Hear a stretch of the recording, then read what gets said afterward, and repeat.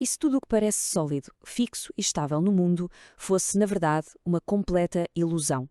A antiga filosofia hermética guarda um dos seus maiores segredos precisamente nesta ideia, o princípio da vibração. A noção de que tudo, absolutamente tudo, está numa dança constante e invisível. Vamos mergulhar nas implicações desta verdade que esteve oculta durante tanto tempo.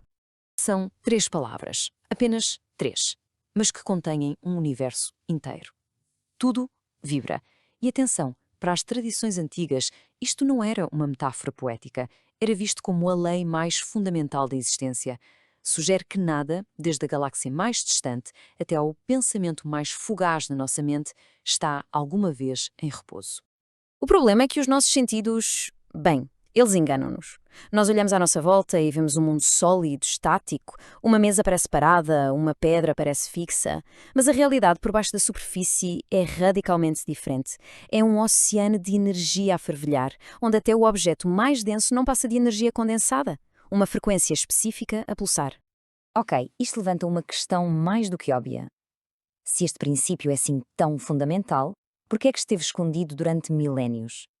A resposta, segundo os textos antigos, está no poder que ele encerra. Isto não era um conhecimento para ser partilhado abertamente, mas sim um segredo guardado a 7 chaves pelas escolas de mistério. E o motivo para tanto segredo era simples: poder. Um poder imenso. Os iniciados acreditavam que revelar a verdade da vibração, a menos que não estivessem preparadas, seria, e a imagem é forte, o mesmo que entregar fogo a uma criança. O potencial para manipular a realidade era considerado perigoso demais para quem não tivesse a sabedoria para usar. E isto não era só teoria, atenção, era pura prática. Culturas antigas aplicavam este conhecimento de formas muito concretas. Os sacerdotes egípcios, por exemplo, sabiam que uma palavra pronunciada da forma certa não era só som, era uma onda com poder para alterar a matéria. Nomes sagrados, mantras, eram vistos como ferramentas de precisão para projetar vibrações e com elas moldar o mundo. Mas o mais fascinante é que este poder não se ficava pelos rituais e pelas palavras sagradas. A sua aplicação mais profunda era, e continua a ser, interna.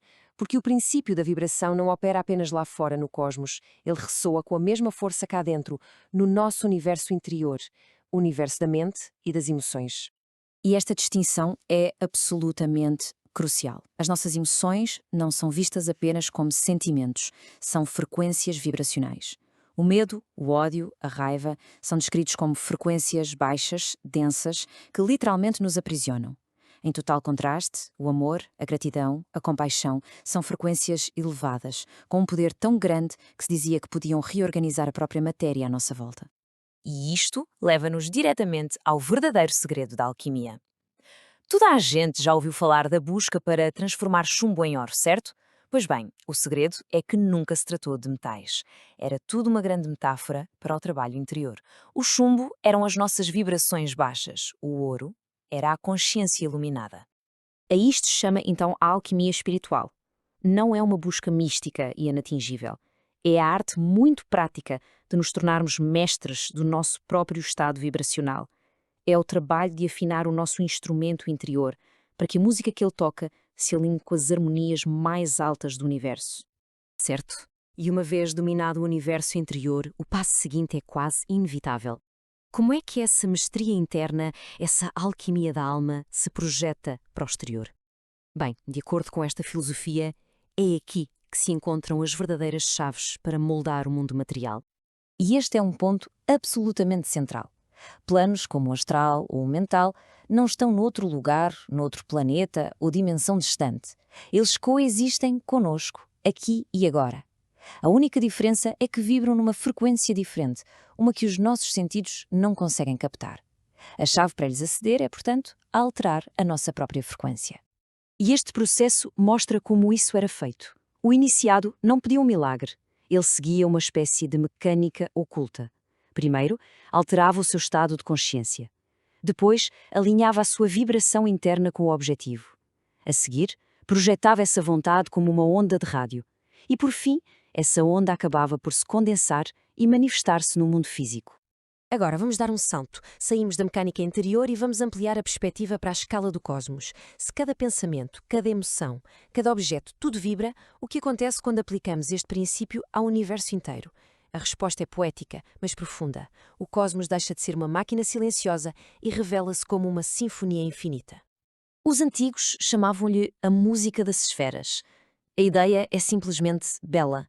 Cada estrela, cada planeta, cada ser vivo emite a sua própria nota única, contribuindo para uma música cósmica que nunca para. E dizia-se que aquele que aprendesse a ouvir esta música secreta poderia finalmente alinhar-se com o fluxo do universo. E esse alinhamento tem consequências muito práticas.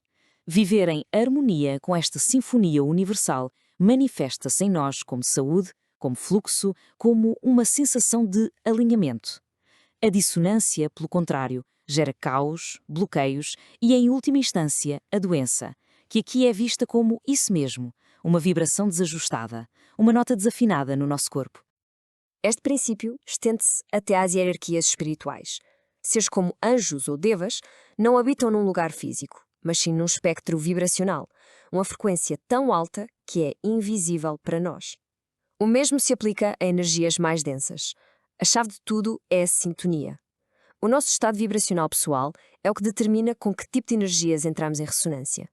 E assim, este grande princípio leva-nos inevitavelmente às questões finais, as que definem toda a experiência humana, a vida, a morte e o nosso poder de escolha. Como é que a vibração redefine o nosso derradeiro destino? E esta é talvez a consequência mais poderosa de todas. Dominar a própria vibração significa deixar de ser uma folha ao sabor do vento, uma vítima das circunstâncias. Significa assumir o papel de criador consciente, alguém capaz de escolher a frequência em que habita e, por consequência, a realidade que experiencia. Até o conceito de morte é completamente redefinido. Não é vista como um fim, um apagar das luzes. É antes uma transição, uma simples mudança de frequência.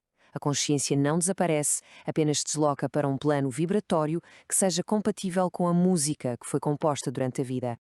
E no final, tudo se resume a uma única questão, não é?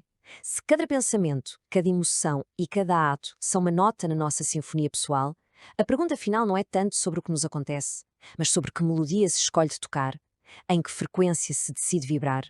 A resposta a essa pergunta, segundo este princípio, é o que define absolutamente tudo.